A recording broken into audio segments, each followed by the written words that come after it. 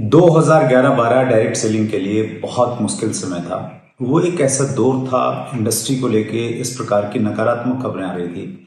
ऐसा लगने लग गया था कि कहीं ऐसा तो न हो कि इंडस्ट्री हिंदुस्तान में बंद न हो जाए। 2012 से मैं डायरेक्ट सेलिंग एसोसिएशंस के साथ बहुत क्लोजली जुड़ा और मिलकर काम किया सरकार के साथ में। हम लगातार कंज्यूमर अफेयर मिनिस्ट्री के संपर्क में रहे। वहाँ बहुत सारे सचिव आए, बदलते चले गए और फाइनली 2016 में एक ऐसे सचिव महोदय आए जिन्होंने डायरेक्ट सेलिंग इंडस्ट्री में एक नई ऊर्जा दी, एक आशा की नई किरण दी और उनका नाम था हेम पांडे सर। उन्होंने उस काम को जो हर कोई डिले कर रहा था, हिचक रहा था डिसीजन लेने में, डायरेक्ट सेलिंग की गाइडलाइंस देने में, उन्होंने मंत्री महोदय को मनाया और फाइनली 9 सितंबर 2016 को उन्होंने डायरेक्ट सेलिंग की गाइडलाइन रिलीज की, जिसकी वजह से इंडस्ट्री में एक पॉजिटिव माहौल आया। और आंकड़े ये बताते हैं कि 2016 के बाद में डायरेक्ट सेलिंग इंडस्ट्री बहुत तेजी के साथ में आगे बढ़ रही है। 28 दिसंबर 2021 को डायरेक्ट सेलिंग के रूल्स आ गए। 21 जून 2023 को रूल्स में अमेंडमेंट्स आ गए और अभी एक बहुत पॉजिटिव इन्वायरमेंट हम चारों तरफ डायरेक्ट सेलिंग इंडस्ट्री को देख रहे हैं। लेकिन इसकी शुरुआत अगर किसी एक व्यक्ति ने की तो वो थे हेम पांडे सर। पूरी इंडस्ट्री उनके प्रति कृतज्ञ है। अंतर्राष्ट्रीय महिला दिवस पर 8 मार्च को दिल्ली के इंदिरा गांधी स्टेडियम में एक बहुत शानदार प्रोग्राम आयोजित किया गया, जिसमें देश के 2 बड़े मंत्री, महिला एवं बाल विकास मंत्री स्मृति ईरानी जी और हमारे मंत्री यानी consumer affair ministry Piyush Goyal ji उस कार्यक्रम में पधारे। उसमें हेम पांडे सर का भी एक स्पीच था। तो ये इस स्पीच को हम लोग सुनते हैं पूरी कृतज्ञता की भावना के साथ में और हेम सर को धन्यवाद देते हुए इस स्पीच को सुनते हैं। विशेष करके जो लोग डायरेक्ट सेलिंग के साथ जुड़े हुए हैं, नेटवर्क मार्केटिंग करते हैं, उन सबको आज यहां देख के सबसे ज्यादा गर्व और आनंद मुझे हो रहा है।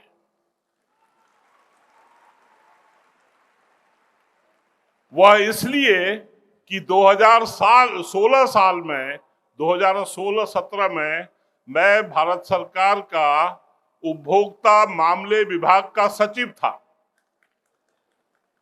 और उस समय आपके जो सब साथी यहाँ पर हैं, जो सब अभी कंपनी के सीईओ यहाँ पर आए, आपने सम्मान दिया, ये सब लोग 2016 में मेरे पास आए और कहने लगे हमें कानून चाहिए, हमें नियम कानून चाहिए।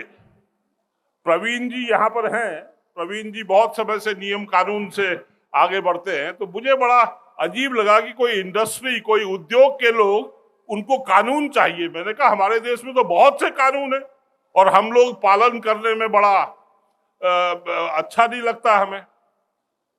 इन्होंने कहा नहीं, हमें बहुत जरूरत है, क्योंकि हम लोगों को एक दूसरा कानून बड़ा सता रहा है। वो कानून क्या था? Price chit money circulation. Direct selling के नाम पे लोग माल तो कुछ बेचते नहीं थे, लेकिन पैसा घुमाते थे, लोगों को बेवकूफ बनाते हैं। वो लोगों की वजह से डायरेक्ट सेलिंग बहुत बदनाम हो रही है। तो डायरेक्ट सेलिंग को प्रत्यक्ष बिक्री, डायरेक्ट सेलिंग की हिंदी होती है प्रत्यक्ष बिक्री, प्रत्यक्ष बिक्री को पहचान की जरूरत थी। तो हमें लगा ये तो बहुत आसान काम है, पहचान दे दो। तो भारत सरकार के उपभोक्ता मामले विभाग के मंत्रालय ने, जो करीब 10-15 साल से जलेबी बना रहा था, हमने उसको लड्डू में बदल दिया और डायरेक्ट सेलिंग की गाइडलाइन निकाल दी। बड़ा बड़ा अच्छा लगा। और आज जब मैं पूरा हॉल इंदिरा गांधी स्टेडियम भरा पूरा देख रहा हूं महिला नारी शक्ति से, मुझे बहुत आनंद इसलिए आ रहा है कि 2016 में जो हमने किया वो बहुत अच्छा काम किया। और उसके बाद 2019 में कंज्यूमर प्रोटेक्शन एक्ट उसमें डायरेक्ट सेलिंग की डेफिनीशन आ गई, सेक्शन 2 सब सेक्शन 13। सबने पढ़ा है सेक्शन 2 सब सेक्शन 13? नहीं तो आज जाके फिर से पढ़िएगा। उसमें है sale of goods, marketing of goods and services through a network of sellers. और आप सब लोग यहां पर जो है नेटवर्क ऑफ सेलर्स हैं। मनी सर्कुलेट नहीं करते हैं, आप लोग प्रोडक्ट को बेचते हैं, बहुत से सुंदर प्रोडक्ट को एक दूसरे के पास ले जाते हैं, रिश्ता बनाते हैं, पहचान बनाते हैं, एडवर्टाइज करते हैं। बहुत कठिन डगर है, बहुत कठिन काम है, लेकिन आपने अपनी ऊर्जा से, अपनी सहन शक्ति से, अपनी क्षमता से इसको बहुत आसान बनाया है। और इससे अच्छा क्या दिन हो सकता है? आज महाशिवरात्रि है, महिलाएं सब शिवजी में जल चढ़ाती हैं, लेकिन आज आपने पूरे इस मंच में डायरेक्ट सेलिंग के शिव को जल चढ़ाया है। मैं आप सबको बधाई देता हूं। मंच में यहां पर प्रवीण जी आए हैं, इनको मैं भी 2016 साल से जानता हूं। इनकी इंडस्ट्री, जिसका ये संगठन के नेता हैं, वो इंडस्ट्री हमारे देश में कितनी है? $1 ट्रिलियन, $1,000 की इंडस्ट्री है। उसमें डायरेक्ट सेलिंग का हिस्सा सिर्फ $2 बिलियन है, 0.2%। लेकिन अपने सबसे छोटे भाई को, सबसे छोटी बहन को आज कैट जो है सहारा दे रहा है। इससे अच्छा और कुछ हो ही नहीं सकता। तो मैं कैट के सभी सदस्यों को, सभी जो भी यहां पर आए हैं, led by president and secretary Praveen ji और प्रेसिडेंट ऑफ कैट, मैं आपको बहुत बहुत धन्यवाद देता हूं। आज दुनिया में डायरेक्ट सेलिंग इंडस्ट्री सिर्फ $400 बिलियन की है, और कम से कम इंडिया की पॉपुलेशन दुनिया की अगर 20% है, तो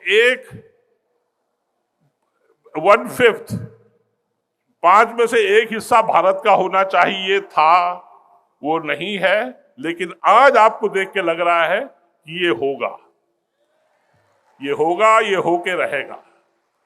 विशेष करके 60 to 70% महिलाएं इसमें फुल टाइम, पार्ट टाइम मेहनत कर रही हैं। और महिलाओं से ज्यादा अच्छा रिश्ता बनाना, सहन शक्ति और ऊर्जा किसके पास होती है? किसी के पास।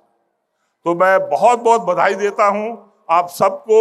और इसके साथ हमारी और एक संस्था FDSA, federation of direct selling association, FDSA यहाँ पर हैं, गुप्ता जी हैं, किशोर जी हैं, और रेड्डी गारू हैं, all the way from Telangana, he is here.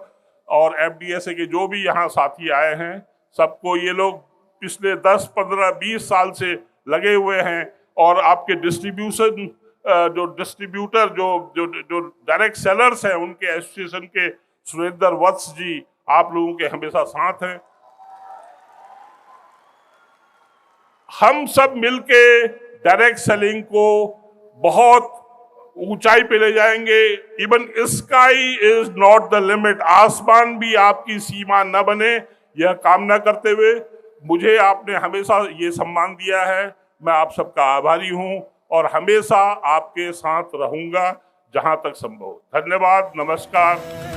संविधान जब साथ खड़ा है तो डर कैसा, मान चुके अब सभी नहीं कोई अपने जैसा, सच्ची लगन से है तूफान रुख मोड़ता, अकेला चलना भार नहीं फोड़ता।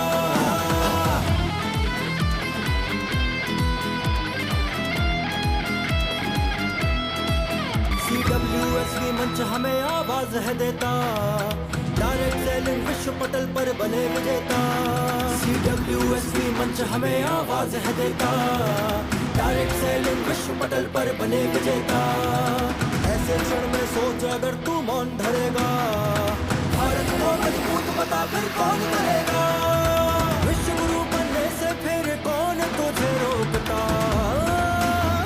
अकेला चलना, अकेला चलना, अकेला चलना भाग नहीं फोड़ता।